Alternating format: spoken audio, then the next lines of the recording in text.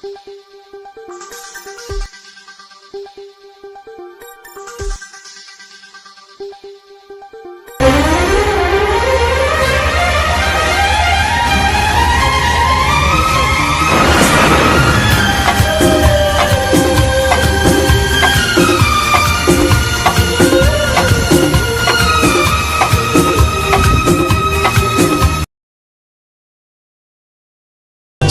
Gold, Gold and Diamonds, Kerala and Karnataka.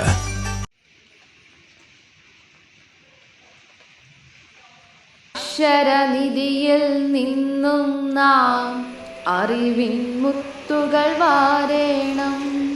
പുസ്തകമെന്നൊരു ചങ്ങാതി ഉത്തമനായൊരു വഴി കാട്ടി. പുസ്തകമെന്നൊരു ചങ്ങാതി ഉത്തമനായൊരു വഴി കാട്ടി. അറിയുക നമ്മൾ ലോകത്തെ വായന എന്നൊരു കർമ്മത്താൽ. വായിച്ചങ്ങനെ വളരേണം, നേടണമെന്നും വിജ്ഞാനം. വായിച്ചങ്ങനെ വളരേണം, നേടണമെന്നും വിജ്ഞാനം.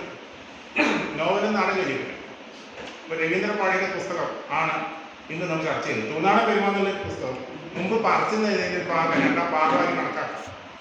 നമുക്ക് വായിക്കുമ്പോൾ ഇത്രയേ ഉള്ളൂ തോന്നിപ്പോകും. അതല്ല, രാമലോമാരി ഒരു തുടർച്ച, അവർ രണ്ടൊരു തുടർച്ച, അതൊക്കെ വളരെ നന്നായിട്ടാണ് എഴുതിയിരിക്കുന്നത്.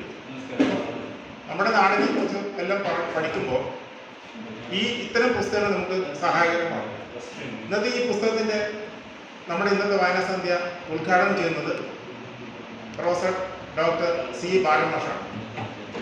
നമുക്ക് ഒരുപാട് അധ്യാപകരുണ്ട്, ഇപ്പം ഗവൺമെൻറ് അടുത്ത് തന്നെയാണ് ഒരുപാട് അധ്യാപകരുണ്ട്. ഇൻഡിവിജ്വൽ ടാലന്റ് എന്ന ടി.എസ്. എലീറ്റിൻ്റെ ഒരു പുസ്തകം ട്രഡീഷൻ എങ്ങനെയാണ് ഒരു എഴുത്തുകാരനെ സ്വാധീനിക്കുന്നതെന്നും എങ്ങനെ അത് ഒരു കാവ്യാത്മകമായിട്ട് അല്ലെങ്കിൽ അദ്ദേഹത്തിൻ്റെ എഴുത്തിൻ്റെ സർഗാത്മകതയ്ക്ക് ഏത് രീതിയിൽ ബന്ധപ്പെടുന്നു എന്നും ആ പുസ്തകത്തിൽ വിശദമായിട്ട് പറയും.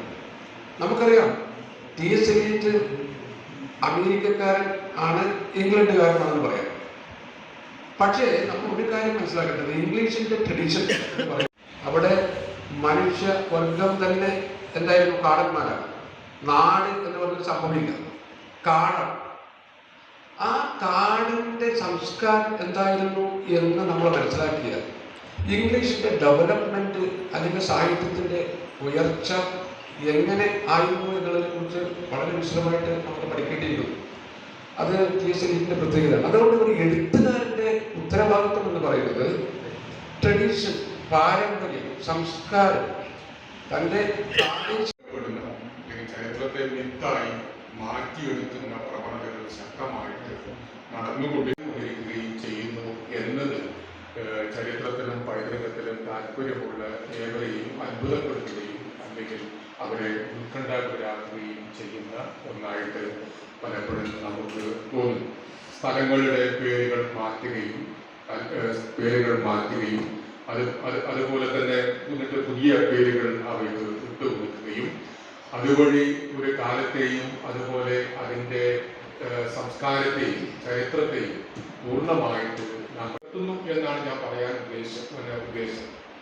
ഒരു അടുത്ത കാലം വരെയൊക്കെ തന്നെ ചരിത്രം ആരും വായിക്കേണ്ടതില്ല, ചരിത്രമാരും പഠിക്കേണ്ടതില്ല എന്നൊക്കെ പറഞ്ഞ്, കാരണം ചരിത്ര പഠനം എന്ന് പറഞ്ഞ് പ്രത്യുൽപാദനപരമല്ല എന്നൊക്കെ പറയുന്ന വലിയ ആഗ്രഹം നമ്മുടെ നാട്ടിൽ ഉണ്ടായ ഒരു കാലത്താണ് ഇന്നിപ്പോൾ എല്ലാവരും ചരിത്രത്തെക്കുറിച്ച് സംസാരിക്കാൻ തുടങ്ങുന്നു എന്നുള്ളത് ഒരു നമുക്ക് ഇപ്പോൾ ഈ പുസ്തകം ഞാൻ വരാറില്ല.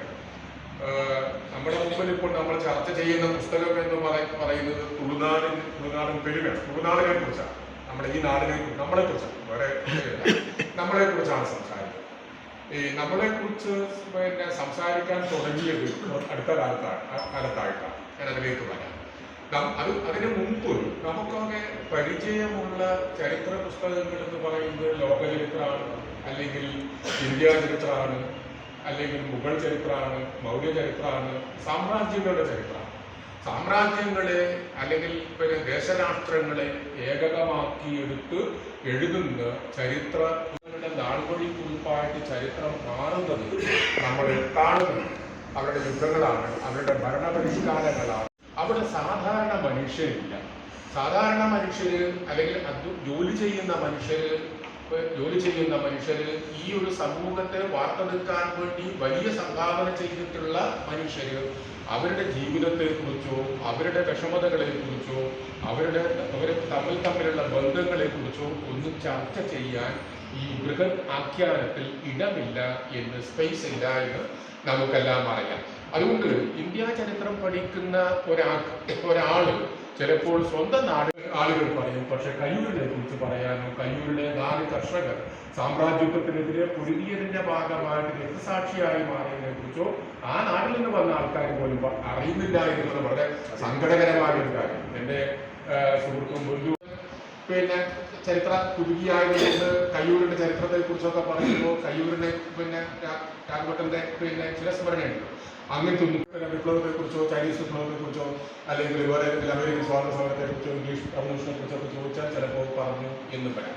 ഞാൻ പറയുന്നത് ഇത്രയേ ഉള്ളൂ, നമ്മുടെ ചരിത്ര ബോധം അല്ലെങ്കിൽ നമ്മുടെ ചരിത്ര പഠനം എന്ന് പറയുന്നത് ഇത്തരത്തിലുള്ള ഈ രാജാക്കന്മാരെ കുറിച്ചോ അല്ലെങ്കിൽ ചക്രവർത്തിമാരെ കുറിച്ചോ ദേശരാഷ്ട്രങ്ങളെ കുറിച്ചോ രാജവംശങ്ങളെ കുറിച്ചോ ഒക്കെയാണ് എന്നുള്ളതാണ് പ്രധാനപ്പെട്ട കാര്യം. എന്താ പറയുക, എൻ്റെ പുസ്തകത്തിൻ്റെ പേര് കൂടി ഇത് തന്നെയാണ്, തുളുനാടൻ പെരുമ എന്ന് പറയുന്ന പുസ്തകം നമ്മളിവിടെ ചർച്ചയ്ക്ക് എടുക്കുന്നത്. ഇത് വളരെ വളരെ വളരെ സന്തോഷകരമായിട്ടുള്ള ഒരു കാര്യമാണ്. ഒന്ന്, ഈ കാസർഗോഡ് എന്ന് പറയുന്ന സ്ഥലം ഇപ്പോഴും വെർജിനാണ്. എത്രയോ വെർജിനാണ്, ഇപ്പോഴും വെർജിനായി കിടക്കുന്ന മറ്റ് നമ്മുടെ ജില്ലകളെയൊക്കെ നമ്മൾ താരതമ്യം, ചിലപ്പോൾ വയനാടിനെ കുറിച്ചൊക്കെ പഠനങ്ങൾ കുറവാണ്, ഇടുക്കിയെ കുറിച്ചൊക്കെ പഠനങ്ങൾ. പക്ഷെ മറ്റ് ജില്ലകളെ അപേക്ഷിച്ച് കാസർഗോഡ് ഇപ്പോഴും ഒരു വെർജിൻ ലാൻഡായി കിടക്കുകയാണ്. ഇപ്പോഴും ഏതൊരു മനുഷ്യനും വലിയൊരു ലോകം അവന്റെ മുന്നിലേക്ക് കടന്നു വരും എന്നുള്ളതാണ് കാസർഗോഡിന്റെ ഏറ്റവും വലിയ പ്രത്യേകതയായിട്ട് എനിക്ക് തോന്നിയത്. എനിക്ക് ഇപ്പോഴും തോന്നുന്നത് നമ്മൾ ഏതെങ്കിലും ഒരു വിഷയത്തെക്കുറിച്ച്, കാസർഗോട്ടെ തെയ്യങ്ങളെ കുറിച്ച് നമ്മൾ അന്വേഷിക്കാൻ പോയി കഴിഞ്ഞാൽ തെയ്യങ്ങൾ മാത്രമല്ല, എത്രയായിരം തെയ്യങ്ങളാണ്, 1500ഓളം രവീന്ദ്രൻ പറയുന്നത്, 1500ഓളം തുളുത്തെയ്യങ്ങളെ കുറിച്ച് രവീന്ദ്രൻ പറയുന്നത് പുസ്തകത്തിൽ പറയുന്നുണ്ട്. തുളുത്തെയ്യങ്ങൾ നമ്മുടെ മുമ്പിൽ വരും. തുളുത്തെയ്യങ്ങൾ മാത്രമല്ല, എൻ്റെയൊക്കെ നാട്ടിലുള്ള മലയാള തെയ്യങ്ങൾ വരും. ഈ തെയ്യങ്ങൾ മാത്രമല്ല, അതിൻ്റെ ഇതിവൃത്തങ്ങൾ, അതിൻ്റെ പുരാവൃത്തങ്ങൾ, അതിൻ്റെ തോറ്റംപാട്ടുകൾ ഒക്കെ തന്നെ ജ്ഞാനത്തിന്റെ അറിവിന്റെ ഒരു വലിയ ഭൂമികയാണ് നമ്മുടെ മുമ്പിൽ ഇങ്ങനെ വളർക്കെ കാണാൻ വേണ്ടി സാധിക്കും. അപ്പൊ ഞാനൊക്കെ എൻ്റെ PhD ഗവേഷണ കാലത്ത് ഈ തോറ്റംപാട്ടുകളെ കുറിച്ച് ഞാൻ കുറെ അന്വേഷിക്കുകയുണ്ടായി. തോറ്റംപാട്ടുകൾ എന്നെ സംബന്ധിച്ചിടത്തോളം അതിലെ തെയ്യത്തിന്റെ കാര്യങ്ങളെ കുറിച്ച് മാത്രമല്ല അറിയാനല്ല, മറിച്ച് ഒരു തെയ്യത്തിന് ഞാൻ നോക്കിയപ്പോൾ തെയ്യം മുഴുവൻ യാത്ര ചെയ്യുകയാണ്. നമ്മളൊക്കെ തന്നെ ടൂർ നടത്തുന്ന പോലെ തെയ്യം മുഴുവൻ കാസർഗോഡ് മിക്കവാറും തെയ്യങ്ങളുടെ തോറ്റംപാട്ടുകൾ നിങ്ങൾ പഠന വിധേയമാക്കി കഴിഞ്ഞാൽ തെയ്യം ഒരു സ്റ്റാറ്റിക്കായി നിൽക്കുന്ന ഒരു പ്രതിഭാസമല്ല, ഒരു ഫിനോമിനൻ അല്ല, മറിച്ച് തെയ്യം യാത്ര ചെയ്യുകയാണ്. ഇപ്പൊ വിഷ്ണുമൂർത്തി എന്ന് പറയുന്ന തെയ്യം എന്താ പറയാ, മംഗലാപുരത്ത് നിന്ന് കോട്ടമീരീശ്വരം, കോട്ടപ്പുറം വരും, കുണ്ടാച്ചാമുണ്ടി വരും, തുളുവീരത്തെ തെയ്യം ഒരിക്കലും നിരവധി ഈ തെയ്യങ്ങൾ മുഴുവൻ യാത്ര ചെയ്യാണ്. ഈ യാത്രയായിരുന്നു എന്നെ സംബന്ധിച്ചിടത്തോളം പഴയ കാലത്ത് ഇതൊന്നും വരുന്നതിന് മുമ്പുള്ള മനുഷ്യൻ എങ്ങനെയാണ് യാത്ര ചെയ്യുന്നത്, അവൻ ഉപയോഗിച്ച വഴി ഏതാണ്, അതേപോലെ എന്താ പറയാ, ആ വഴി ഏതാണെന്ന് അറിയാനുള്ള താല്പര്യം പോലാണ് ഞാനിത് നോക്കുമ്പോൾ തെയ്യം മുഴുവൻ ഇങ്ങനെ യാത്ര ചെയ്യുകയാണ്. അതും ആ തെയ്യത്തിന്റെ യാത്ര നോക്കുന്ന സമയത്ത് ഏറ്റവും ഇൻട്രസ്റ്റിംഗ് ആയിട്ട് കാണാൻ വേണ്ടി കഴിയുന്നത് തെയ്യം മുഴുവൻ തുറമുഖങ്ങളിലേക്കാണ് നടക്കുന്നത് എന്നുള്ളതാണ്. നാളെ പല തെയ്യങ്ങളും ബേക്കലത്തേക്ക് വരും, കാരണം ബേക്കൽ പിന്നെ രാമകലി അങ്ങോട്ടാണ്, രാമകലിയിലേക്കാണ് തെയ്യങ്ങൾ മുഴുവൻ പോവുക. അപ്പം ഇതുപോലെ തെയ്യം ഞാൻ പറഞ്ഞ എന്തൊക്കെ കാര്യങ്ങളാണ് ഇതിനകത്തെ കടന്നു വരാൻ വേണ്ടി. തെയ്യം കെട്ടുന്നവരെ കുറിച്ച്, അവരുടെ ജീവിതത്തെക്കുറിച്ച്, അവരുടെ തമ്മിലുള്ള ബന്ധങ്ങളെക്കുറിച്ച്, അവരുടെ അവകാശത്തെക്കുറിച്ച്, അവരുടെ ചെറുജന്മ അവകാശത്തെക്കുറിച്ച്, ഒരിക്കലും ലംഘിക്കാൻ കഴിയാത്ത, ആർക്കും ലംഘിക്കാൻ കഴിയാത്ത അല്ലെങ്കിൽ വയലേറ്റ് ചെയ്യാൻ കഴിയാത്ത രൂപത്തിലുള്ള ചെറുജന്മം അവകാശമുള്ള ആൾക്കാരായിട്ട് തെയ്യം കെട്ടാൻ വേണ്ടി നമ്മൾ വിചാരിച്ച ആൾക്കാരെ വിളിക്കാൻ നമുക്ക് ഇപ്പോൾ പോലും നമ്മുടെ ഇന്നത്തെ ട്രേഡ് യൂണിയൻ റൈറ്റ് എന്നൊക്കെ പറഞ്ഞ വലിയ തരത്തില് ഇതിനൊക്കെ പുതിയ രൂപത്തിൽ സോഷ്യോളജിയുടെ പുതിയ മാനങ്ങൾ ഉപയോഗിച്ചുകൊണ്ട് നമുക്ക് പുതിയ രൂപത്തിൽ വായിക്കാൻ കഴിയുന്ന ഒട്ടേറെ. ഇതിന്റെ ഒരു ചെറിയ കാര്യം അന്വേഷിച്ചു കഴിഞ്ഞാൽ നിങ്ങൾക്ക് വേണമെങ്കിൽ ഒരു ചെറിയ വിഷയത്തെ അടിസ്ഥാനപ്പെടുത്തി നിങ്ങളുടെ അന്വേഷണം തുടങ്ങുമ്പോൾ ചിലപ്പോൾ നിങ്ങൾക്ക് വേണം ഒരു 100 പുസ്തകങ്ങൾ എഴുതാൻ കഴിയുന്ന ആൾക്കാരും നമ്മുടെ നാട്ടിൽ ഇഷ്ടം പോലെ ഉണ്ട്. കാരണം ആളുകളുടെ മനസ്സും പ്രശ്നമാണ്. നമ്മുടെ എന്താ പറയുക വലിയ തരത്തിൽ അഡൾട്രേറ്റ് ചെയ്യപ്പെടാത്ത കമേഴ്ഷ്യലൈസ് ചെയ്യപ്പെടാത്ത മനസ്സും ബ്രെയിനും ഉള്ള ഒരു സമൂഹമാണ് കാസർഗോഡൻ സമൂഹം എന്ന് പറയുന്നത്. വളരെ എന്താ പറയുക സ്കിൽഡായിട്ടുള്ള ആൾക്കാരാണ്, വളരെ എഫിഷ്യൻസി ഉള്ള ആൾക്കാരാണ് കാസർഗോട്ടുകാർ എന്നുള്ളത് വളരെ പ്രധാനപ്പെട്ട കാര്യമാണ്. ഒരു കവിത എഴുതുമ്പോൾ അല്ലെങ്കിൽ കഥ എഴുതുമ്പോൾ ഉണ്ടാകുന്ന അനുഭവിക്കുന്ന കാര്യങ്ങൾ മുഴുവനും ഒരു ചരിത്രകാരൻ അല്ലെങ്കിൽ എല്ലാ എഴുത്തുകാരും അനുഭവിക്കുന്നുണ്ട് എന്ന് ഞാൻ വിചാരിക്കുന്നു. കാരണം എഴുതാതിരിക്കാൻ കഴിയാത്ത അവസ്ഥ ഉണ്ടാകുമ്പോൾ അതുകൊണ്ട് എനിക്ക് തോന്നുന്നു കാസർഗോഡ് ജില്ലയിലെ മിക്കവാറും ഗ്രാമങ്ങളിലേക്ക് യാത്ര ചെയ്യുകയും അവിടെയുള്ള പ്രാദേശികമായ വൈവിധ്യങ്ങളെ കുറിച്ച് നല്ല ധാരണയുമുള്ള വ്യക്തികളിൽ ഏറ്റവും പ്രധാനപ്പെട്ട ഒരാള് രവീന്ദ്രനാണ് എന്ന് നിസ്സംശയം നമുക്ക് പറയാൻ വേണ്ടി സാധിക്കും. അത്രമാത്രം അനുഭവങ്ങൾ അദ്ദേഹത്തിനുണ്ട്. അത് വളരെ അപൂർവം മാത്രമാണ് ഈ പുസ്തകങ്ങളിലേക്കൊക്കെ വന്നിട്ടുള്ളത് എന്ന് ഞാൻ വിചാരിക്കും. ഞാൻ എല്ലാ പുസ്തകങ്ങളും രവീന്ദ്രനെ ഞാൻ വായിച്ചിട്ടില്ല. പക്ഷേ വളരെ കുറച്ച് മാത്രമേ വന്നിട്ടുണ്ടാവുള്ളൂ. ഇനിയും എത്രയോ ഈ കാണുന്ന സഞ്ചിക്കകത്ത് കുറിപ്പുകളായിട്ടോ അല്ലെങ്കിൽ ഏതെങ്കിലും ചെറിയ വരികളായിട്ടോ അദ്ദേഹത്തിന്റെ കയ്യിലുണ്ടാകും എന്ന് ഞാൻ വിചാരിക്കുന്നു. അവയും ഒരു ഘട്ടം കഴിയുമ്പോൾ പുസ്തകമായിട്ട് മാറട്ടെ എന്ന് ഞാൻ ആശംസിക്കുകയും ചെയ്യുന്നു. ഈ പുസ്തകത്തില് ഞാൻ വിശദമാക്കിയിട്ട് പുസ്തകത്തിലുള്ള ഓരോ കാര്യം പേജുകളിൽ ആയി ഒതുങ്ങി നിൽക്കുന്ന ഒരു പുസ്തകമാണ്. ഏകദേശം 17 അധ്യായങ്ങൾ എന്ന് 17 ലേഖനങ്ങളുടെ ഒരു സമാഹാരമാണ് ഈ പുസ്തകം എന്നും കൂടി പറയാം. ഇതൊരു ചരിത്ര പുസ്തകം എന്ന് കൃത്യമായിട്ട് നമുക്ക് പറയാൻ വേണ്ടി കഴിയില്ല എന്ന് കൂടി സൂചിപ്പിക്കട്ടെ. പക്ഷെ കാസർഗോഡിനെ കുറിച്ച്, കാസർഗോഡിന്റെ സവിശേഷതകളെ കുറിച്ച്, കാസർഗോഡിന്റെ പ്രത്യേകതകളെ കുറിച്ചുള്ള ലേഖനങ്ങളാണ്, പ്രത്യേകതകളെ അടിസ്ഥാനപ്പെടുത്തി എഴുതിയിട്ടുള്ള ലേഖനങ്ങളാണ് ഈ പുസ്തകം എന്ന് നമുക്ക് പറയാം. അതില് ഈ 17 അതിൽ ചരിത്രമുണ്ട്. ചരിത്രം ഇല്ലാതെ ആ പുസ്തകത്തിന്റെ തലക്കെട്ടിൽ തന്നെ അദ്ദേഹം പറയുന്നത്, അദ്ദേഹം അത് സൂചിപ്പിച്ചിട്ടുണ്ട്. തുളുനാടൻ പേരുമായി ചരിത്രം, പുരാവൃത്തം, ഐതിഹ്യം, അന്വേഷണം. അത് 4 ചെറിയ വാക്കുകൾ ചേർക്കുന്നത് യഥാർത്ഥത്തിൽ അന്വേഷണമാണ് ഇതെല്ലാം കൂടി എന്നുള്ളത് വളരെ പ്രധാനപ്പെട്ട ഒരു കാര്യമാണ്. അത് ചരിത്രത്തിലേക്കുള്ള അന്വേഷണമുണ്ട്, നമ്മുടെ ഐതിഹ്യത്തിലേക്കുള്ള അന്വേഷണവും ഈ പുസ്തകത്തിൽ ഉണ്ട് എന്നുള്ളത് പ്രധാനമാണ്.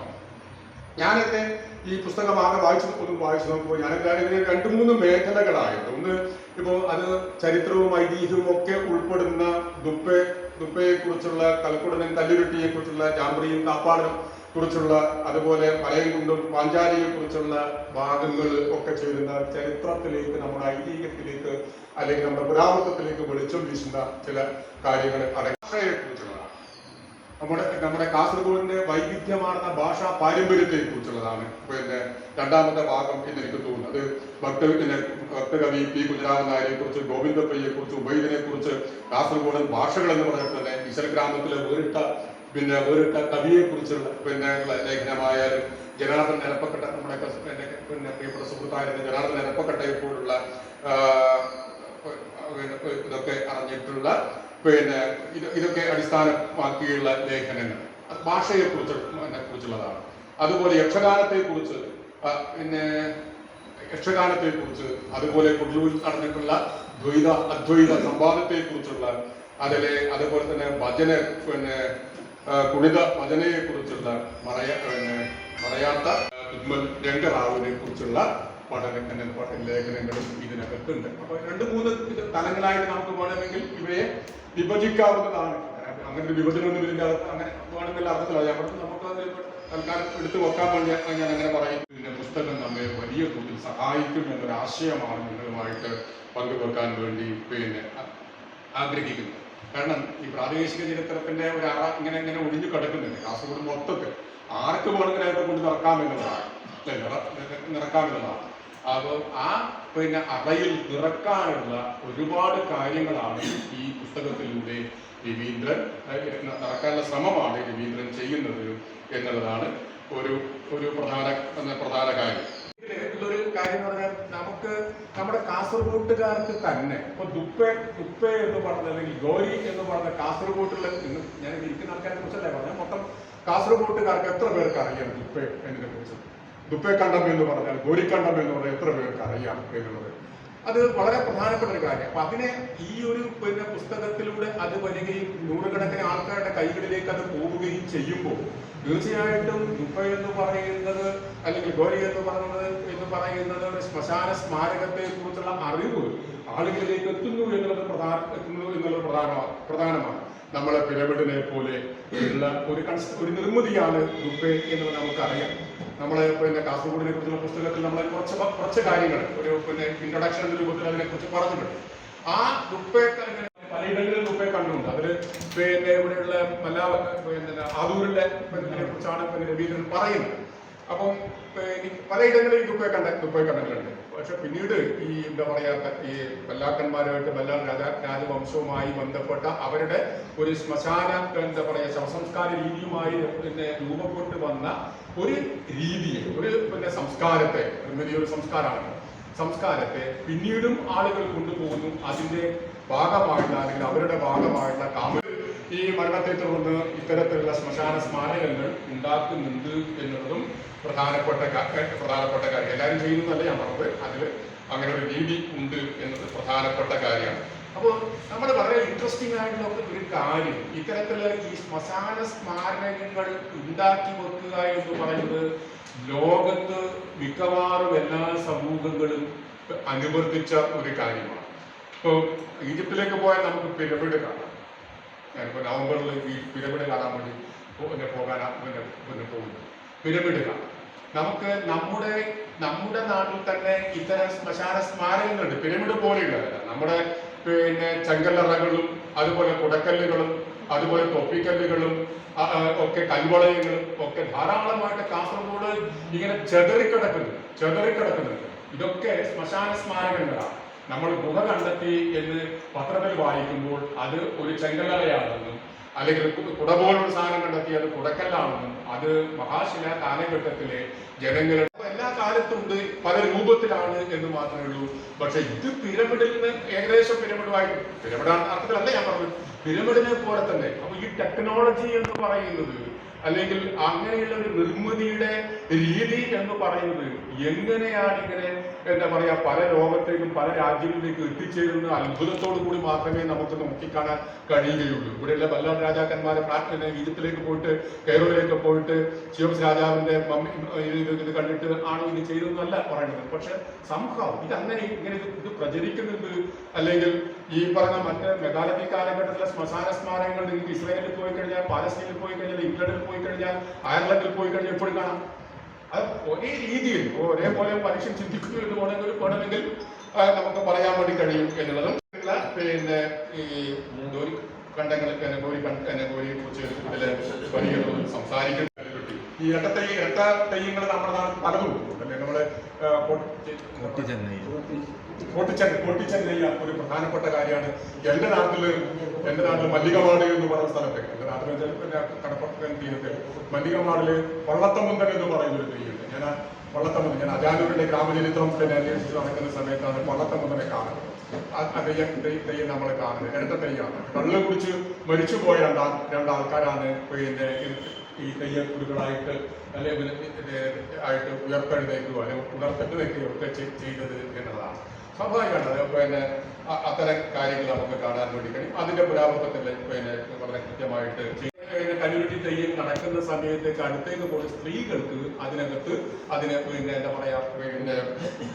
അടുത്തേക്ക് പോകാൻ വേണ്ടി കഴിയില്ല എന്നുള്ള ഒരു കാര്യം അദ്ദേഹം കൃത്യമായിട്ട് പറയുന്നുണ്ട്. അതിനകത്ത് തമാശ ഇതിൽ ഒരു തെയ്യം സ്ത്രീയാണ്, സഹോദരനും സഹോദരിയാണ്. കമ്മ്യൂണിറ്റി സ്ത്രീയാണ് കമ്മ്യൂണിറ്റി സ്ത്രീയാണ്, മറ്റൊരു കല്ലുടനാണ് സഹോദരനായിട്ടുള്ളത്. അപ്പോൾ ഒരു സ്ത്രീ തെയ്യം നടക്കുമ്പോൾ പോലും നമ്മുടെ നാട്ടിലെ പഴയ പുരുഷ മേധാവിത്വം അല്ലെങ്കിൽ പുരുഷ മേധാവിത്വവും അതിനെ ചുറ്റിപ്പറ്റി നിൽക്കുന്ന ജാതി മേധാവിത്വവും എങ്ങനെയൊക്കെയാണ് ആളുകളെ പരസ്പരം അകറ്റി നിർത്തിയിരിക്കുന്നത് എന്നുള്ളത് കൃത്യമായിട്ട് ഇപ്പൊ ചെറിയ മാറ്റങ്ങളൊക്കെ വന്നിട്ട് കുറച്ച് ദൂരെ നിന്നിട്ട് നോക്കാം എന്നുള്ളതൊക്കെ നമുക്ക് കാണാൻ വേണ്ടി സാധിക്കും. അപ്പൊ ഈ ഒരു ആശയം ഇതിനകത്തേക്ക് അദ്ദേഹം മുന്നോട്ട് വെക്കുന്നുണ്ട്. കാപ്പാടന്മാർ എന്ന് പറയുന്നത് വളരെ നെട്ടണികയ്ക്ക് അടുത്തുള്ള സ്ഥലത്തേക്ക് ഞാൻ അവിടെ പോയിട്ടുണ്ട്. ഞാനവിടെ ഇതിലേക്ക് ഇറങ്ങിയിട്ടില്ല, അടിയിലേക്ക് പോയിട്ടില്ല. അതിനെ കുറച്ച് താഴെ വരെ നമ്മൾ ഇറങ്ങിയിട്ട് നമുക്ക് ചെറിയ പേടിയുള്ളൊന്നും ലൈറ്റ് ഒന്നും ഉണ്ടായില്ല ആ പോയ ദിവസം. അപ്പോൾ ഇപ്പൊ അതിന്റെ പാമ്പുണ്ടാവും പറഞ്ഞത് ആൾക്കാർ പോയിട്ടുണ്ടാവും ചിലപ്പോൾ ആ സ്ഥലത്തേക്ക്. പിന്നെ പാമ്പുണ്ടാകുമെന്ന് യാതൊരു സംശയവുമില്ല. നമ്മൾ പിന്നെ അവിടെ പോയിട്ട് ഞാൻ അതിന്റെ വലിയ എന്താ പറയുക പാറപ്രദേശമാണ്. ആ പാറപ്രദേശത്തുള്ള പുല്ലൊക്കെ വളരുന്ന സ്ഥലമാണ്. അപ്പം ഞാനും എൻ്റെ സുഹൃത്ത് പിന്നെ 2 സുഹൃത്തുക്കളും പോയി ഞങ്ങൾ കൂടിയാണ് അവിടെ പോയിട്ട് സുന്ദരയുണ്ട് പിന്നെ രാജൻ എന്ന് പറഞ്ഞിട്ട് പുള്ളിയാളത്തിന് രാജൻ. ഞങ്ങൾ അവിടെ പോയിട്ട് അവിടെ ഇരുന്നിട്ട് ഈ രാജനിലൊക്കെ രാജന്റെ ഒരു വലിയ സ്വഭാവം ഷൂട്ട് ചെയ്യാനല്ലോ, ക്യാമറ ഇല്ലേ, ചില ആൾക്കാർ ക്യാമറ വളരെ വീക്ക്നെസ് ആണ്.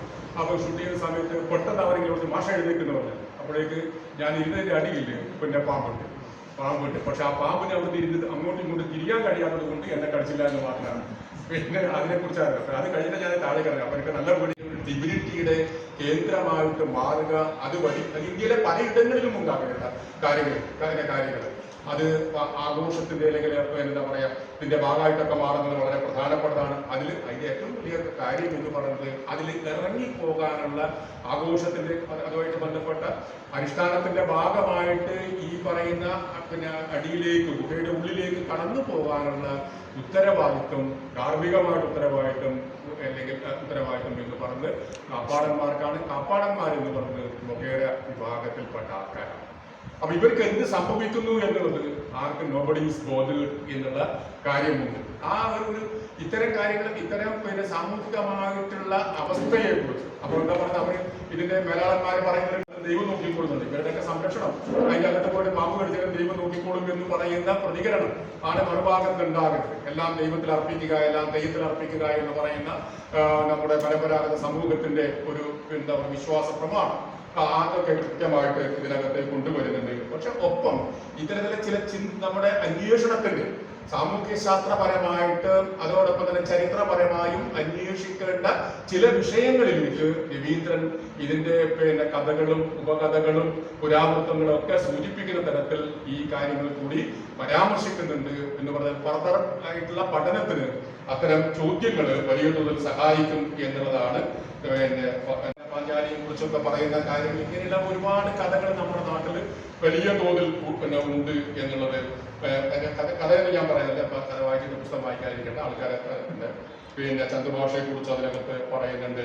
അതുപോലെ മഞ്ചക്കലടുക്കത്തെ വനവാസത്തിന്റെ പാറപ്പുറത്തുള്ള പിന്നെ ചില അടയാളങ്ങൾ നമ്മൾ പാറപ്പുറത്ത് എന്തെങ്കിലും അടയാളങ്ങൾ കണ്ടു കഴിഞ്ഞാൽ അപ്പം നമ്മൾ പാഞ്ചാലിയെ ഓർമ്മിക്കും, അല്ലെങ്കിൽ ചിലപ്പോൾ നമ്മൾ ശബരിയെ ഓർമ്മിക്കും, ചിലപ്പോൾ വേറെ എന്തെങ്കിലും ശ്രീരാമനെ ഓർമ്മിക്കും, അല്ലെങ്കിൽ ഹനുമാനെ ഓർമ്മിക്കും. ഈ തെക്കൻ പ്രദേശങ്ങളൊക്കെ മുഴുവനും ഇതാണ്. പണ്ട് ലങ്കയിലേക്ക് പോകുന്ന സമയത്ത് ഏതെങ്കിലും ഒരു കുന്നുണ്ടായി കഴിഞ്ഞാൽ അത് മറ്റേ പർവ്വതം കൊണ്ടുപോകുന്ന സമയത്ത് ഒരു കഷ്ണം കൊണ്ടുപോയാണ്. ഞങ്ങളെ മഞ്ഞമുതിക്കുന്നൊക്കെ പാവകാലത്തിലെ മഞ്ഞമുതിക്കുന്നൊക്കെ അങ്ങനെ മരുന്ന് അത് ഒരു കാലത്തെ എന്താ പറയുക ഒരു സമൂഹത്തോടുള്ള ഒരു ജനതയുടെ ഒരു അറിയിക്കാൻ ഒരു താല്പര്യത്തിന്റെ അറിയിക്കാനുള്ള വെമ്പലിന്റെ അടയാളമായിട്ട് കാണേണ്ട പ്രീ ഹിസ്റ്റോറിക് ആർട്ട് എന്ന് പറഞ്ഞ വളരെ അല്ലെങ്കിൽ റോക്ക് ആർട്ട് എന്നൊക്കെ പറഞ്ഞ വളരെ വളരെ പ്രധാനപ്പെട്ട കാര്യം. ചിലപ്പോൾ അതിലെനിക്ക് ഒരു കാര്യം ഈ പാർത്തി സുബ്ബൻ എന്ന പേര് അമ്മയിൽ നിന്ന് കിട്ടി എന്നുള്ള ഒരു ധാരണയായിരുന്നു എനിക്കുണ്ടായത്. പക്ഷെ അങ്ങനെയല്ല എന്നും പദാർത്ഥി സുബ്ബനിൽ നിന്നാണ് അല്ലെങ്കിൽ ഇങ്ങനെ പാർത്തി സുബ്ബൻ ഉണ്ടായത് എന്ന് പറഞ്ഞ പുതിയ ഒരു നിരീക്ഷണം അല്ലെങ്കിൽ അഭിപ്രായം രവി അതിൽ മുന്നോട്ട് വെക്കുന്നുണ്ട്. പിന്നെ യക്ഷഗാനത്തെ കുറിച്ച് പറയുന്ന സമയത്ത് നമ്മൾ എന്താ പറയുക കേരള എന്താ പറയാ കർണാടക കഥകളിയല്ലേ യക്ഷഗാനത്തെ കർണാടക ആ പറഞ്ഞൊരു അശാസ്ത്രീയതയുണ്ട്, അയുക്തികതയുണ്ട് എന്ന് വിശ്വസിക്കുന്ന ഒരാളാണ് ഞാൻ. എന്തുകൊണ്ടെന്ന് വെച്ചാൽ ഈ കഥകളി ഉണ്ടാകുന്ന എത്രയോ നൂറ്റാണ്ടുകൾക്ക് മുമ്പ് തന്നെ നമ്മുടെ നാട്ടിൽ യക്ഷഗാനം 15ാം നൂറ്റാണ്ട് മുതൽ യക്ഷഗാനം അതിന്റെ പ്രാകൃതമായ രൂപത്തിൽ ഉയർന്നു വരുന്നത്. അങ്ങനെയുള്ള ഒന്നിനെ നമുക്ക് എങ്ങനെയാണ് ഒന്നിനെ ഇതിനോട് ബന്ധപ്പെടുത്തുക എന്ന് പറഞ്ഞപ്പോൾ വളരെ പ്രശ്നമുണ്ട്. ചരിത്രത്തിൽ അങ്ങനെ വേണമെന്ന് പറയാം. ഇപ്പോ സമുദ്രഗുപ്തൻ എന്ന രാജാവിനെ പരാമർശിക്കാൻ വേണ്ടി പറയുന്നത് ഇന്ത്യൻ നെപ്പോളിയൻ എന്ന് പറയും. നെപ്പോളിയൻ എപ്പോ വന്നു? അപ്പോൾ അതുപോലെ ഞാൻ വായിച്ചത് കമ്പരാമായണം 5ാം ക്ലാസ്സിൽ, നിങ്ങൾ വായിക്കുന്നത് ചിലപ്പോൾ എഴുത്തച്ഛന്റെ രാമായണമായിരിക്കാം, അല്ലെങ്കിൽ വേറെ രാമായണങ്ങളായിരിക്കാം വായിച്ചിട്ടുണ്ടാകുക. പല രാമായണങ്ങളുണ്ട് എന്ന് നമുക്കറിയാം.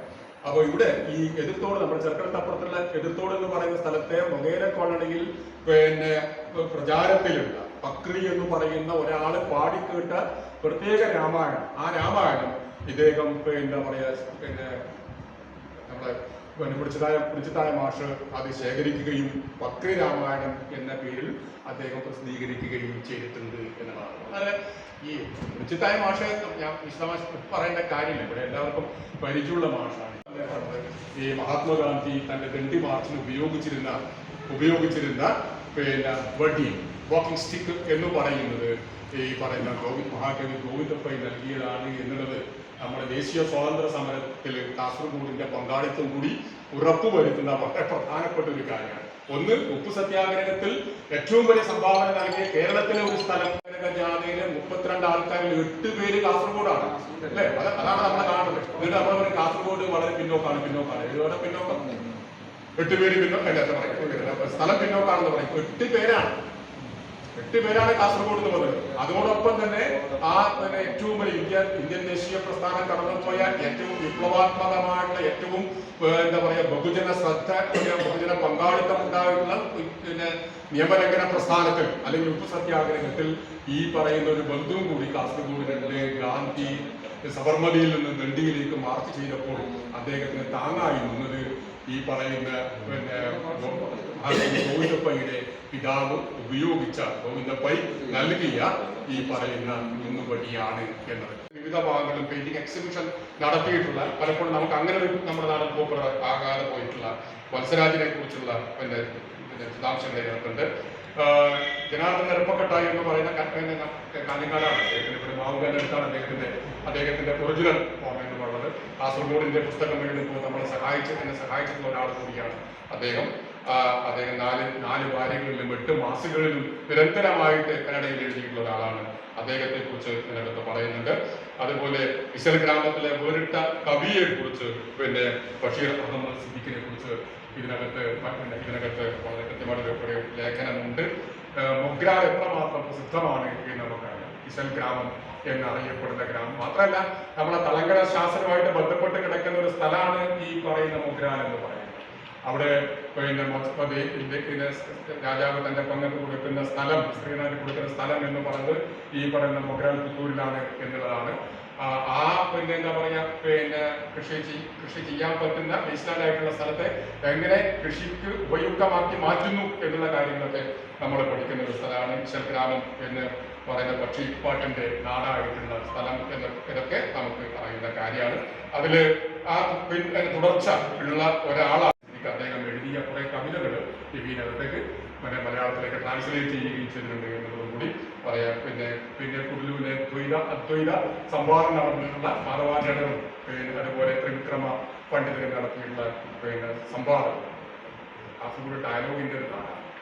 വളരെ പരിശോധിച്ചു കഴിഞ്ഞാൽ, സൂക്ഷ്മമായ പരിശോധനയ്ക്ക് വിധേയമാക്കി കഴിഞ്ഞാൽ ചില എന്താ പറയാ പരിമിതികൾ അവയ്ക്കുണ്ട്. ഞാൻ ആ പരിമിതികളൊന്നും പറയാൻ ഞാൻ ആഗ്രഹിക്കുന്നില്ല. പരിമിതികളുണ്ടാവും, ആരെഴുതിയാലും പരിമിതികൾ ഉണ്ടാകും. അതുകൊണ്ടാണ് അതിന്റെ റിവ്യൂ ഒക്കെ നടക്കുന്ന സമയത്ത് ആളുകൾ പറയും പരിമിതികൾ ഉണ്ടാകട്ടെ, പരിമിതികൾ ഉണ്ട് എന്ന് നിങ്ങൾക്ക് ബോധ്യപ്പെടുമ്പോൾ നിങ്ങൾ എന്ത് ചെയ്യുക? ആ പരിമിതികളെ മറികടന്നുകൊണ്ട് പുതിയ പുസ്തകങ്ങളിലേക്ക് എത്തുക. അങ്ങനെ പ്രാദേശിക ചരിത്രത്തെ സംബന്ധിച്ച് നമ്മുടെ നാടിനെ കുറിച്ചുള്ള പുതിയ അറിവ് ഓരോരുത്തരും ഇങ്ങനെ പുസ്തകങ്ങൾ എഴുതുന്നതിലൂടെ അറിവ് കൂടുതൽ അറിവുകൾ, പുതിയ അറിവുകൾ ഉൽപ്പാദിപ്പിക്കാൻ കഴിയും. അത് മൊത്തം നമ്മുടെ നാടിനെ കുറിച്ചുള്ള ഈ ജ്ഞാന മണ്ഡലത്തിൽ വലിയൊരു സഞ്ചയമായിട്ടത് മാറും എന്നുള്ളതിന് യാതൊരു സംശയവുമില്ല. അത്തരത്തിലുള്ള ഒരു വഴികാട്ടിയായിട്ട് ഈ പുസ്തകം മാറട്ടെ എന്ന് ഞാൻ ആശംസിക്കുന്നു. നമ്മുടെ എല്ലാ സ്ഥലങ്ങളിലും, ഗ്രാമങ്ങളിലും ഇതുമായിട്ട് ബന്ധപ്പെട്ട് ഈ ലേഖനങ്ങളുമായി ബന്ധപ്പെട്ട സ്ഥലങ്ങളിലൊക്കെ ഇതിന്റെ ചർച്ചകൾ വരുന്നത് ആളുകൾ വായിക്കുക, കൂട്ടമായി ഇരുന്ന് വായിക്കുക, 10 ആണെങ്കിൽ 10 അങ്ങനെ ഇരുന്ന് വായിക്കുകയും അത് ആളുകളെ അറിയിക്കുകയും. നമ്മുടെ പാരമ്പര്യമാണ്, നമ്മുടെ പൈതൃകമാണ്, നമ്മെ വിട്ടുപോയവരാണ്, നമ്മോടൊപ്പം ജീവിച്ചവരാണ് പരിചയപ്പെടുത്താനും ഇത്തരം കൂട്ടായ്മയിലൂടെ, വായനയിലൂടെ, ചർച്ചയിലൂടെ സാധിക്കും എന്ന് മാത്രം പറഞ്ഞുകൊണ്ട് ഞങ്ങളുടെ വാക്കുകൾ പ്രസിദ്ധീകരിക്കാൻ കഴിയട്ടെ എന്ന് പ്രാർത്ഥിക്കുകയും മധുരം കിട്ടിയാൽ ഞാൻ കുട്ടികളോട് സംസാരിക്കുന്ന ഘട്ടത്തിലൊക്കെ കുട്ടികളോട് പറയാനുള്ള ഒരു കാര്യം ഇതാണ്. നിങ്ങൾക്ക് ഒരു മധുരം കിട്ടിയാൽ നിങ്ങൾ ഒറ്റയ്ക്ക് അത് ആസ്വദിക്കുന്നതിന് പകരം അതിലൊരു ഭാഗം നുള്ളിക്കൊടുക്കുക. അങ്ങനെ നുള്ളിക്കൊടുത്ത് മറ്റുള്ളവർക്ക് കൊടുത്താൽ നിങ്ങളുടെ മധുരം അല്പം കുറഞ്ഞു പോയിരിക്കില്ല. പക്ഷേ നിങ്ങൾ അടുത്തിരിക്കുന്ന ആളെ കൂടി ഈ മധുരം അറിയാനുള്ള അവസരം നിങ്ങൾ ഉണ്ടാക്കി കൊടുക്കുന്നത്. അതാണ് ഒറ്റയ്ക്ക് മക്കളിൽ നിന്നല്ല എന്ന് വ്യാസൻ ഭാരതാരെ കൈകാര്യം. അതാണ് നബി ഇവിടെ ചെയ്തിരിക്കുന്നത്. താൻ കണ്ടെത്തിയ കാര്യങ്ങൾ, തന്നെ അന്വേഷണത്തിൽ മനസ്സിലാക്കിയ കാര്യങ്ങൾ അത് മറ്റുള്ളവർക്ക് അങ്ങനെ പകർന്നു കൊടുക്കുക. എന്തിനാണ് അതങ്ങനെ തന്നെ കണ്ണുമൂട്ടി സ്വീകരിക്കാൻ വേണ്ടിയിട്ടൊന്നും അല്ല. വാദേ വാദേ ജായതേ തത്വബോധേ സതി തഥാ ഗുരു. ഭഗവത്ഗീതയാണ് കൃഷ്ണൻ അർജുനോട് പറയും. ഞാനീ പറയുന്ന കാര്യങ്ങളുണ്ടല്ലോ, അത് അത് വിമർശിക്കുക. എന്നിട്ട് ഒന്നും ബാക്കി വെക്കാതെ വിമർശിക്കുക. എന്നിട്ട് നിനക്ക് ശരിയെന്ന് തോന്നുന്നത്, സ്വീകാര്യമായി തോന്നുന്നത് മാത്രം സ്വീകരിക്കുക എന്ന് പറഞ്ഞു. പക്ഷേ ഇത് പറഞ്ഞ കൃഷ്ണൻ തന്നെ മറ്റൊന്നും കൂടി പറഞ്ഞു, ഒരസംബന്ധം. എന്താ? സർവധർമാൻ പരിത്യജ്യ മാ വേഗം ചരണായിട്ടാണ് ഉപയോഗിച്ചിരിക്കുന്നതെന്ന് ഇവിടെ ബാലമാഷം എല്ലാവരും വ്യക്തമാക്കി. അപ്പോൾ വളരെ അധികം പ്രോത്സാഹനം കിട്ടേണ്ട ഒരു സാഹിത്യ ഘടകമാണ് ഈ ഗവേഷണം എന്നുള്ളത്. പ്രത്യേകിച്ച് കാസർഗോഡ് എന്നുള്ളത് ഇവിടെ വളരെ ഭംഗിയായിട്ട് ബാലമാഷ് നമുക്ക് വിവരിച്ചു തന്നു. അപ്പോൾ രവിയിൽ നിന്ന് കുറെ കൂടി ഗവേഷണങ്ങൾ നമ്മൾ പ്രതീക്ഷിക്കുന്നു. അപ്പോൾ ഇവിടെ നമുക്ക് എടുത്തു പറയാവുന്ന ഒരു കാര്യം, പലപ്പോഴും ഗവേഷകന്മാർ ചെയ്യുന്ന ഒരു വിഡ്ഢിത്തം എന്ന് പറഞ്ഞാൽ പലരും പറഞ്ഞു കേട്ട കാര്യങ്ങൾ അതേപടി എഴുതുകയാണ്. ഇവിടെ രവി ചെയ്തിരിക്കുന്നത് അങ്ങനെയല്ല. രവി അതിൻ്റെ ആസ്ഥാനത്തേക്ക്, അതിൻ്റെ മൂലസ്ഥാനത്തേക്ക് ചെന്നെത്തിയിട്ട് മാത്രമേ ഒരു കാര്യത്തിൽ ഓരോ കാര്യവും ഇവിടെ പ്രതിപാദിച്ചിട്ടുള്ളൂ.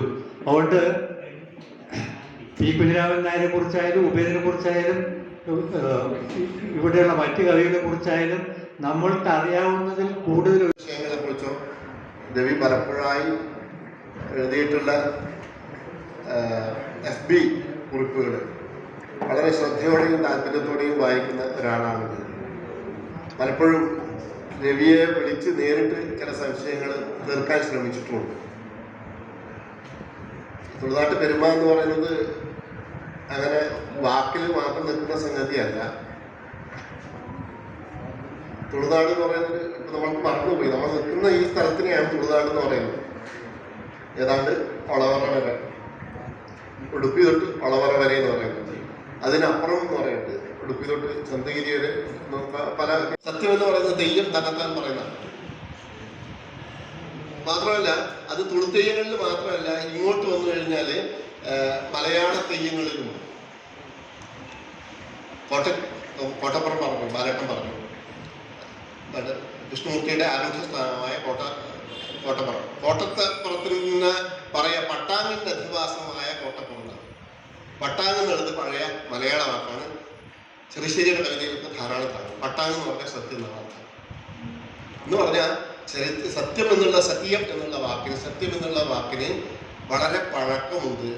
ഈ നാടുമായി ബന്ധപ്പെട്ട് അത് പറഞ്ഞത് ആദ്യം ക്രിസ്തുവിന് മുമ്പാണ്. അശോകന്റെ കാലം തൊട്ട് നിലനിന്നിരുന്ന ഒരു സംസ്കൃതിയുടെ പേരാണ്, ഒരു സ്ഥലത്തിന്റെ പേരല്ല, ഒരു സംസ്കൃതിയുടെ തന്നെ പേരാണ് തുളു എന്ന് പറയുന്നത്. സമൂഹത്തിന് വേണ്ടി നല്ല രീതിയിലുള്ള മാർഗങ്ങൾ കാണിച്ചു തന്ന മൺമറഞ്ഞു പോയ വ്യക്തിത്വങ്ങൾ, അതുപോലെ ഈ കാസർഗോഡിൻ്റെയും തുളുനാടിൻ്റെയും ഒക്കെ പഴയ കാലത്ത് ഓരോ പഴയകാല തലമുറക്ക് ഉപകാരപ്രദമായ രീതിയിലുണ്ടായ അല്ലെങ്കിൽ ആ കാലഘട്ടത്തിലുണ്ടായ ജാതീയമായ വ്യത്യാസങ്ങളെയും തരംതിരിവുകളെയും ഒക്കെ എങ്ങനെ ഉൾച്ചേർത്തുകൊണ്ട് ആ ഒരു പ്രദേശത്തുണ്ടായിരുന്ന സമ്പ്രദായങ്ങൾ എത്രത്തോളം അതിന് മുതൽ കൂട്ടാവുന്നുണ്ട് എന്നൊക്കെയുള്ള കാര്യങ്ങൾ വളരെ വ്യക്തമായി ഓരോ ഭാഗത്തായിട്ട് ആ പുസ്തകത്തിൽ പ്രതിപാദിക്കുന്നുണ്ട്. തീർച്ചയായിട്ടും ചരിത്രം പഠിക്കുന്ന അല്ലെങ്കിൽ നമ്മുടെ കഴിഞ്ഞുപോയ ഇന്നലകളെക്കുറിച്ച് സാഹൂതം വീക്ഷിക്കുന്ന ഓരോ വ്യക്തിക്കും വളരെ ഉപകാരപ്രദമാകുന്ന രീതിയിലുള്ള രചന തന്നെയാണ് ഈ പുസ്തകത്തിലുള്ളത് എന്ന് നമുക്ക് വളരെ നിസ്സംശയം പറയാൻ വേണ്ടി പറ്റുന്നതാണ്. മനസ്സിലാക്കിയാൽ നമ്മുടെ കഴിഞ്ഞുപോയ നമ്മുടെ പ്രദേശത്തുള്ള അല്ലെങ്കിൽ തുളുനാടിൻ്റെ സാംസ്കാരികവും അതിൻ്റെ വൈവിധ്യവും അതിൻ്റെ ഇന്നലകളിലെ ചരിത്രത്തിൻ്റെയും പിന്നെ മതപരമായിട്ടുള്ളയും അന്ധവിശ്വാസങ്ങളുടെയും ഒക്കെയുള്ള ഒരു നേർക്കാഴ്ചകൾ ആ പുസ്തകത്തിൽ നമുക്ക് വായിച്ചെടുക്കുവാൻ പറ്റും എന്ന് വളരെ വ്യക്തമായിട്ട് എനിക്ക് മനസ്സിലായിട്ടുണ്ട്. എല്ലാവരും തന്നെ ആ പുസ്തകം വാങ്ങുകയും വായിക്കുകയും ചെയ്യുക. ഇനിയും ചരിത്രത്തിൻ്റെ വഴികളിലൂടെ അദ്ദേഹത്തിൻ്റെ എഴുത്തുകളിലൂടെ നടക്കുവാനും അത് പുതുതലമുറക്കും ഇന്നത്തെ സമൂഹത്തിന് മുന്നിലും അവതരിപ്പിക്കുവാൻ വേണ്ടി സാധിക്കട്ടെ എന്ന് ആശംസിച്ചുകൊണ്ട് ഞാൻ എൻ്റെ വാക്കുകൾ നിർത്തുന്നു. നമ്മുടെ മുൻ തലമുറക്ക് കാര്യങ്ങളൊക്കെ ചിലർ നമ്മളൊക്കെ ഇങ്ങനെ ഒരു ഈ സാധാരണ ഒരു സംസാര വിഷയങ്ങളിൽ നിന്ന് വരുന്നതല്ലാതെ അതിനെക്കുറിച്ച് രേഖപ്പെടുത്തപ്പെട്ട പുസ്തകങ്ങൾ ഇല്ല എന്നുള്ളതാണ് ഏറ്റവും വലിയ യാഥാർത്ഥ്യം. കാസർഗോഡ് വടക്കൊന്ന് ആലോചിച്ച് നോക്കുക. ഒരുപാട് തുളുനാട് തുളു പേരിൽ അറിയപ്പെടുന്ന ഗ്രാമങ്ങൾ, അവ കേരളത്തിലെ ഗ്രാമങ്ങളാണെന്ന് അറിയപ്പെടുക തന്നെ വളരെ ബുദ്ധിമുട്ടാണ്. ഇപ്പോൾ ഞാൻ വരുന്നത് ശ്രീബാഗിൽ നിന്നാണ്. ശ്രീബാഗിൽ എന്നാണ് ആ ഗ്രാമത്തിൻ്റെ പേര്. അവിടെ അതൊരു കേരളത്തിലെ ഗ്രാമമാണെന്ന് പറഞ്ഞിട്ട് ബുദ്ധിമുട്ട്. അതാണ് ഞാൻ എൻ്റെ ഒരു കഥയിൽ ഞാൻ ദൊഡ്ഡമനയിലെ വിശേഷങ്ങൾ എന്ന് പറഞ്ഞിട്ട് അവിടെ ഒരു ദൊഡ്ഡമനയും ആ സംസ്കാരത്തെക്കുറിച്ചൊക്കെ ആ ഒരു കഥയിൽ ഞാൻ ഏർപ്പെടുത്താൻ വേണ്ടി ശ്രമിച്ചത്. പക്ഷെ അതിനൊക്കെ വേണ്ടപ്പെട്ട ഒരു പ്രധാനം ഒരു എഴുത്തുകാരന് എഴുതുക എന്ന് മാത്രം എഴുതിയാൽ മാത്രം പോരാ. ആ എഴുത്തുകാരനെ മറ്റുള്ളവർ നമുക്കൊക്കെ ചെയ്യാൻ പറ്റാത്തൊരു കാര്യമാണ് അദ്ദേഹം ചെയ്യുന്നതെന്ന് വെച്ച് അതിനെ പ്രോത്സാഹിപ്പിക്കാനുള്ള ഒരു ജനത ഇവിടെ ചുറ്റുപാട് ആളുകളില്ല എന്നുള്ളതാണ് യാഥാർത്ഥ്യം. രവി ആ കാര്യത്തിലേക്ക് അവിടേക്കാണ് സ്പർശിക്കുന്നത് എന്നുള്ളതാണ് ഏറ്റവും വലിയ യാഥാർത്ഥ്യം. എന്നേ പറയാൻ പറ്റുള്ളൂ. വളരെ ക്ലിഷ്ടമായ രീതിയിലെങ്കിലും അദ്ദേഹം ഒരു ചെറിയ ചെപ്പിലാണ് കോരിയെടുക്കുന്നത് എന്നുള്ളത് വളരെ മനോഹരമായ വളരെ സന്തോഷകരമായ ഒരു കാര്യമാണ്. ഇപ്പം ഈ ഞാൻ തുളുനാടൻ ഗ്രാമത്തിൽ പറയുമ്പോൾ ഏറ്റവും ഒടുവിലായുള്ള ഏറ്റവും അടുത്ത് കാസർഗോഡിന് ഏറ്റവും അടുത്തുള്ളത് ആനവാതിക്കലാണ്. കാസർഗോഡ് തന്നെയാണത്. അവിടെ ഇപ്പം നമ്മുടെ ഈ ബ്ലോക്ക് ഓഫീസിൻ്റെ ഭാഗത്തൊരു അമ്പലത്തിലേക്ക് ആന കടന്നു പോകുന്ന ഒരു വാതിക്കലുണ്ടായി. ആന ബാഗിലുമാണ് വന്നത്. ആ ആന പോകുന്ന ഒരു വാതിലാണ്. ആ ബാഗിലു ആണ് പിന്നീട് നമുക്ക് ആ മലയാളീകരിച്ച് ആന വാതിക്കലാക്കി വളരെ അതിൻ്റെ കുന്നുകൾ. അതേപോലെ നെല്ലിക്കുന്ന് നെല്ലിക്കുഞ്ച് തുളു വേർഡാണ്. പിലിക്കുന്ന് പിലിക്കുഞ്ച്, ആനവാതിക്കൽ ഇപ്പം തന്നെ യേസ് പറഞ്ഞ പോലെ ആനവാകിൽ, ഇതെല്ലാം രൂപം കൊള്ളുന്നതാണ്. ഇനിയും അത് മാറ്റാൻ ഇത് അവസരം ഉണ്ടാവും ചിലപ്പോൾ.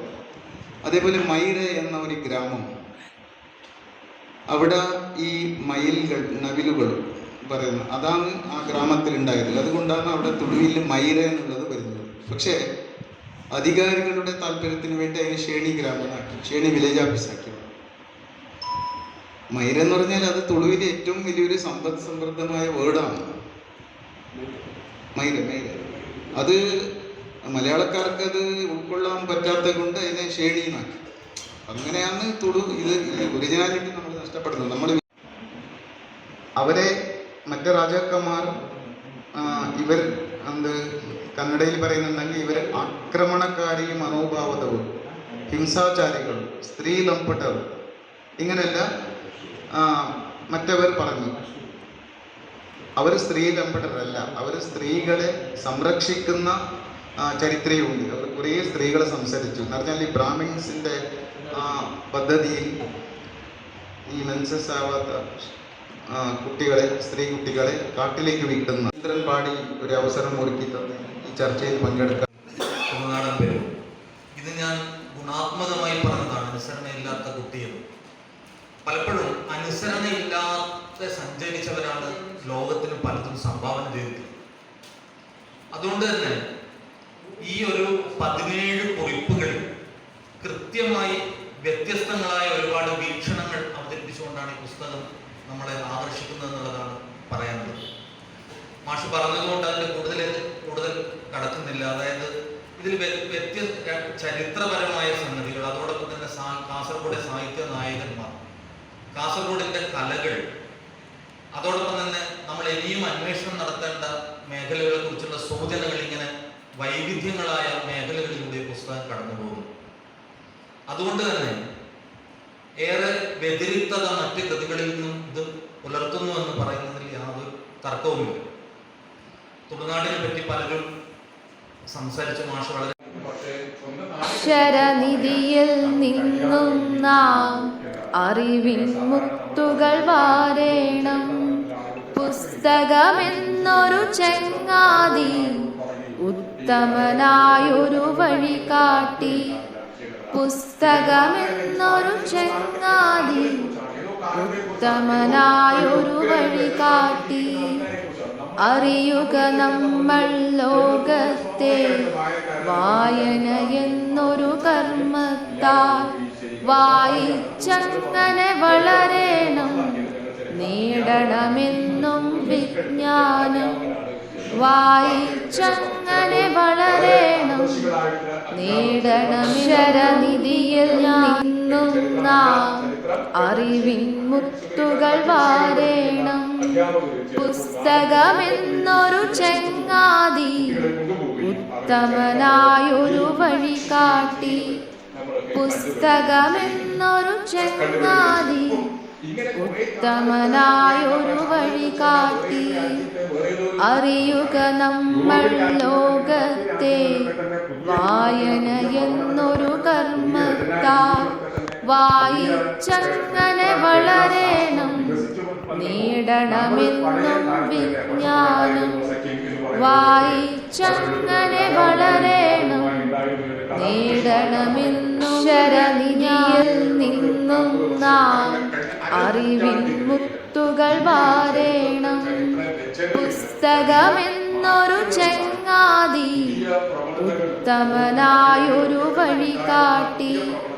പുസ്തകമെന്നൊരു ചങ്ങാതി ഉത്തമനായൊരു വഴി കാട്ടി. അറിയുക നമ്മൾ ലോകത്തെ വായന എന്നൊരു കർമ്മത്താൽ വായിച്ചങ്ങനെ വളരേണം. നേടണമെന്നും വിജ്ഞാനം വായിച്ചങ്ങനെ വളരേണം. നേടണമെന്നും ഈശ്വരനിധിയിൽ നിന്നും നാം അറിവിൻ മുത്തുകൾ വാരേണം. പുസ്തകമെന്നൊരു ചങ്ങാതി ഉത്തമനായൊരു വഴി കാട്ടി. പുസ്തകമെന്നൊരു ചങ്ങാതി ഉത്തമനായൊരു വഴി കാട്ടി. അറിയുക നമ്മൾ ലോകത്തെ വായന എന്നൊരു കർമ്മത്താൽ വായിച്ചങ്ങനെ വളരേണം. നേടണമെന്നും വിജ്ഞാനം വായിച്ചങ്ങനെ വളരേണം. നേടണമെശരനിധിയിൽ നിന്നും നാം അറിവിൻ മുത്തുകൾ വാരേണം. പുസ്തകമെന്നൊരു ചങ്ങാതി ഉത്തമനായൊരു വഴി കാട്ടി. പുസ്തകമെന്നൊരു City Gold, Gold and Diamonds, Kerala and Karnataka. അറിയുക നമ്മൾ ലോകത്തെ വായന എന്നൊരു കർമ്മത്താൽ വായിച്ചങ്ങനെ വളരേണം. നേടണമെന്നും വിജ്ഞാനം വായിച്ചങ്ങനെ വളരേണം. നേടണമെന്നും